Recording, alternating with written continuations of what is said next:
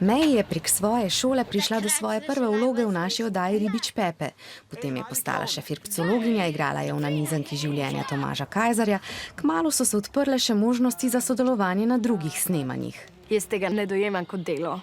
Tudi kadar so vsi najbolj na živcih, pa se mudi, pa ne vem kaj vse, so vsi še vedno tako mirni do otrok, pa vse ti priskrbijo, pa te razvajajo, pa nosijo piškotke, pa ne vem kaj vse, tako da ful fajn, res of the best.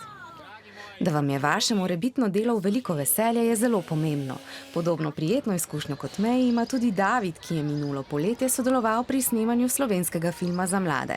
Takrat, ko sem snemal, je bil to zame kot nek hobi, ampak sem pa pri tem hobiju zelo užival, tako da mi je bila tudi neka zabava.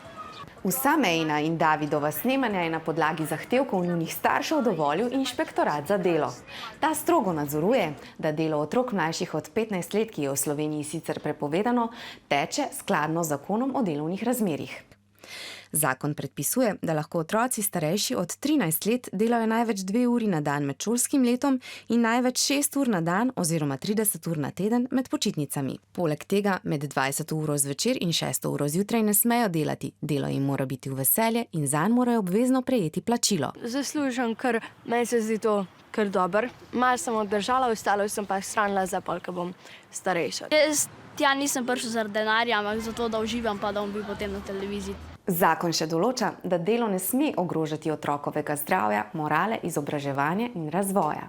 Če bi David in Meji na primer morala snemati na visokih stavbah, če bi njuni prizori vključevali kajenje ali pitje alkohola, ter če bi zaradi snemanja trpelo njuno šolanje, bi jima Inšpektorat delo prepovedal. Inšpektorat lahko otrokom dovoli opravljati tudi lažja fizična dela, a ta nikoli ne smejo vključevati dela s stroji, kemikalijami ali v hrupnih razmerah. Mislim, da je fajn izkušnja to, da dobiš to delovne navade. Meni se zdi okej, določenim pa ne, zaradi tega, ker mogoče določen hoče iti na morje in potem tam ves čas uživati in to. In tudi to je v redu. Za vas je namreč obvezno le izobraževanje.